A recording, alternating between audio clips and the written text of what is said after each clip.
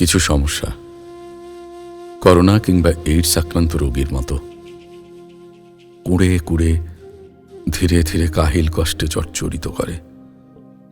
কিন্তু কি জানো, কখনো তা শেষ হয় না। এই যে আমি চর্মদেহ কুর্তার বুক পকেটে ব্রিটিশ, পাকিস্তান, বাংলাদেশের দুঃখ জোর জবরদস্তি পুষে রাখি, তা বড়ই অদ্ভুত বিধায়ক।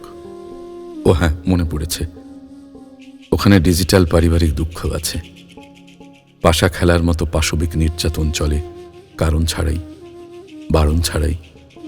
মুহুর্মুহু মর্মান্তিক মুমূর্ষের ভয়াল মাতলামি চলে। সেই যে কবে দিনক্ষণ মনে পড়ে না, সুখের বসন্ত উৎসব করেছি। একান্নবর্তী পরিবারের পাগলপাড়া সুখে, আহা কি সুখেই না ছিলাম। অথচ আজ পরিবার আছে, দায়িত্ব আছে, পাঁচমিশালি চাহিদা আছে, বন্ধু আছে, নামধারী আত্মীয় আছে, সমাজ রক্ষার স্বার্থবাদী গোষ্ঠী আছে, ধর্মকর্ম আছে। শুধু আমার জন্য যেন আমি ছাড়া কেউ নেই।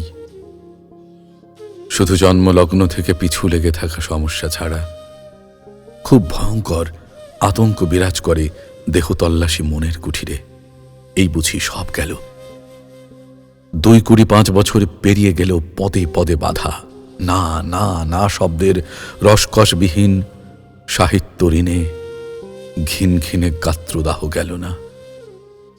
কত অপেক্ষায় কাল থেকে মহাকালের পথে ছুটলাম, কত কিছু ঘটে গেল, কত তারিখ বদলে গিয়ে বছরের পর বছর এলো। কিন্তু কি জানো, আমার সমস্যার সুরাহা হলো না। কিছু পোড়া কপালে মৃত্যু ছাড়া কোনো সমস্যার সমাধান হয় না। আমি বুঝি তেমনি এক ভুবনেশ্বর বিচ্ছেদের ব্যভিচার, ইতিহাসের সবচেয়ে কুরুচিপূর্ণ কষ্টের কালপুরুষ।